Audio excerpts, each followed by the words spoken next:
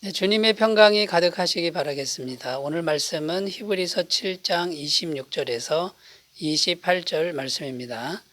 이러한 대제사장은 우리에게 합당하니 거룩하고 악이 없고 더러움이 없고 죄인에게서 떠나 계시고 하늘보다 높이 되시니라.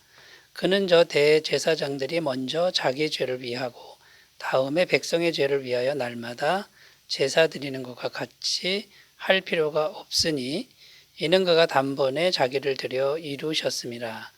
율법은 약점을 가진 사람들을 제사장으로 세웠거니와 율법 후에 하신 맹세의 말씀은 영원히 온전하게 되신 아들을 세우셨느니라. 아멘.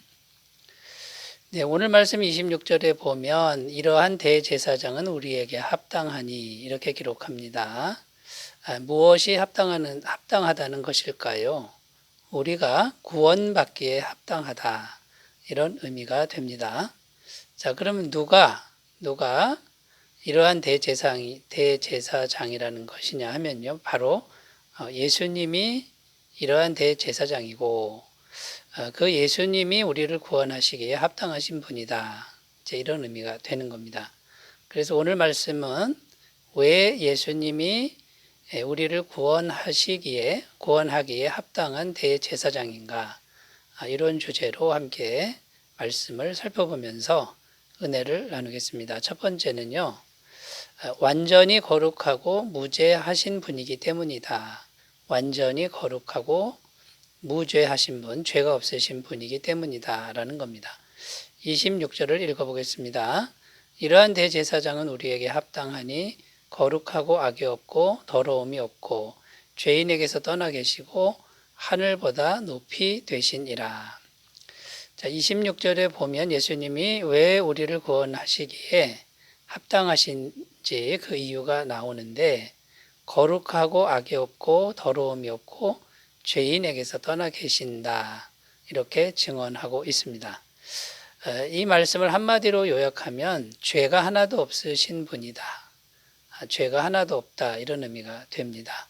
히브리서 말씀에도 이것을 증언하고 있는데요. 히브리서 4장 15절 말씀, 우리에게 있는 대제사장은 우리의 연약함을 동정하지 못하실 리가 아니요 모든 일에 우리와 똑같이 시험을 받으신 이로되 죄는 없으시니라. 우리랑 똑같이 시험을 받았어도 죄가 하나도 없는 분은 예수님 밖에 없다라는 말씀이죠. 자, 그런데 질문이 생깁니다. 예수님이 거룩하고 죄가 없으시다는 이것이 어떻게 우리의 구원과 관련이 있다는 것입니까? 자, 이것을 우리가 생각해야 되는데, 하나님은 죄가 없으신 예수님을 우리를 위한 희생제물로 주셨다. 희생제물로 십자가에 못 박으셨다라는 것이죠.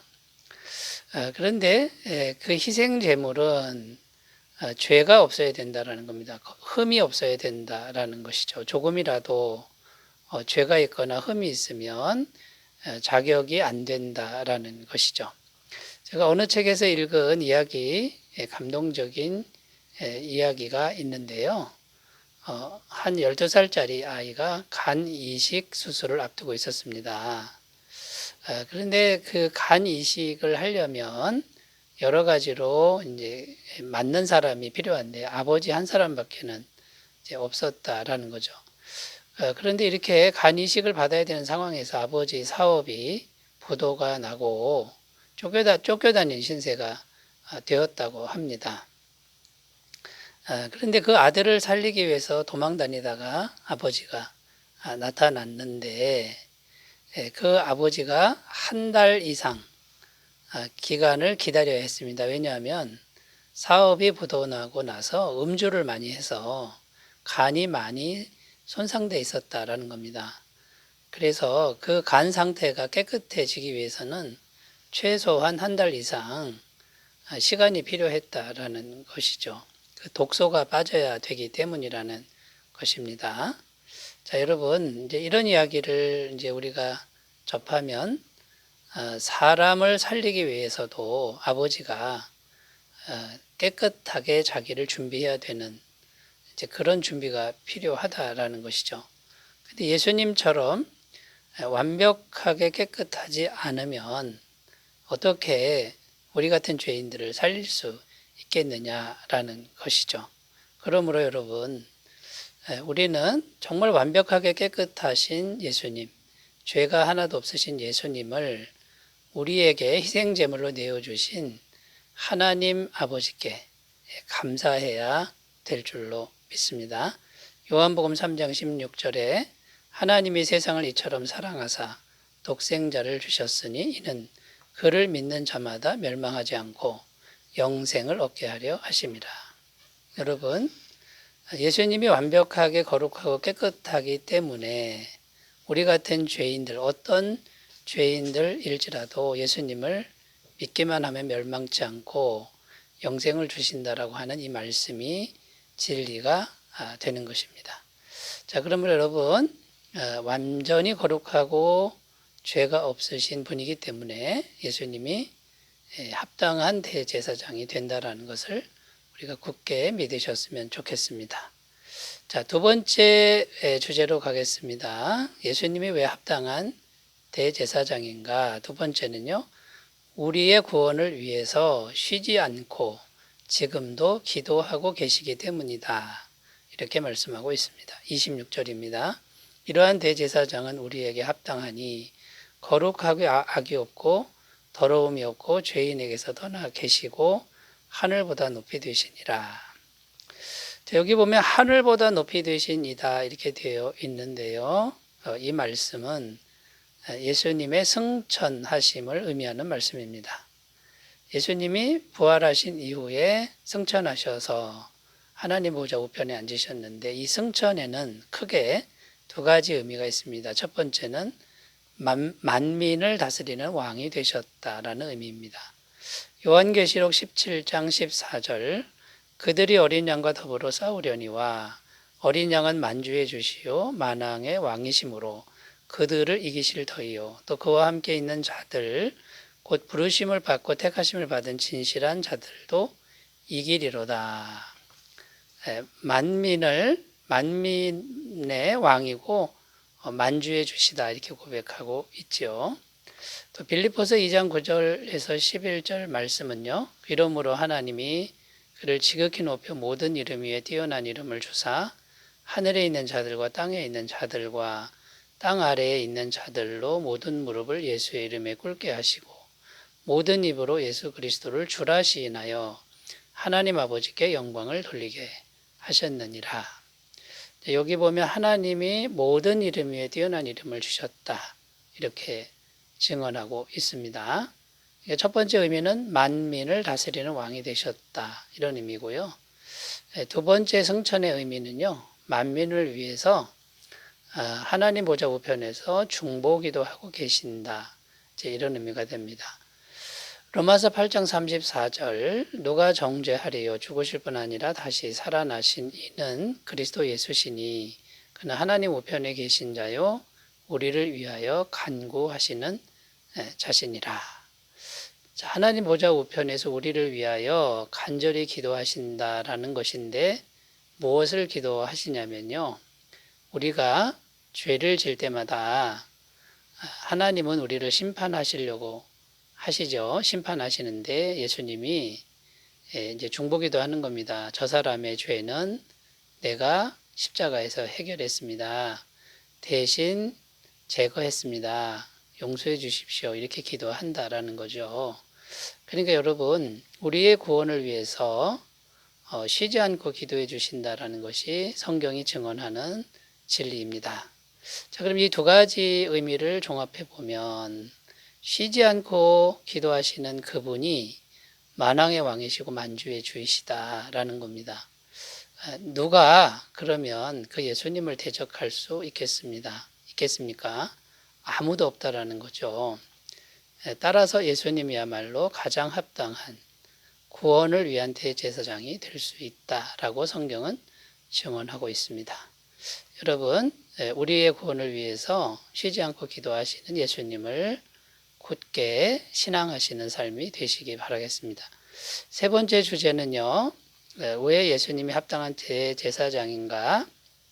세 번째는 단번에 영원한 속죄를 이루셨다라는 것입니다. 단번에 영원한 속죄를 이루셨다.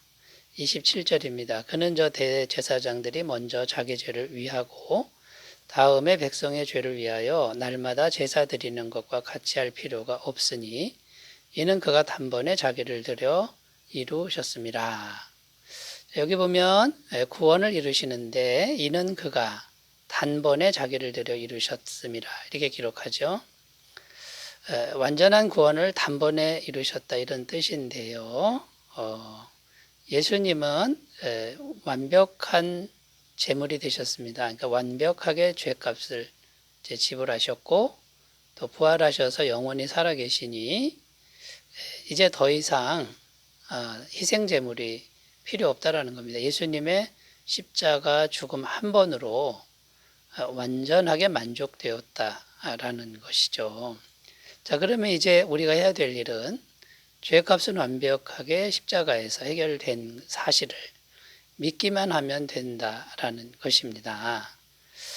그래서 이제는 우리의 행위로 구원받는 게 아니고 예수님이 완벽하게 해 놓으신 그 구원의 완성을 우리가 한 게 하나도 없죠.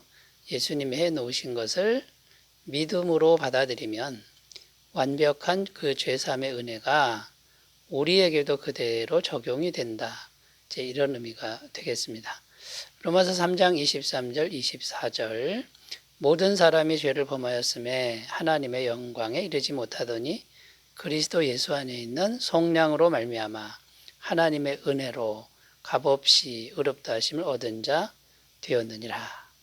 모든 사람이 죄인이어서 자기 힘으로는 구원받을 수 없었습니다만 예수님이 속량하셨다. 값을 주고 사셨다라는 거죠. 죄값을 지불하고 우리를 사셨기 때문에 우리가 구원을 받게 되었다. 이런 의미가 되는 겁니다.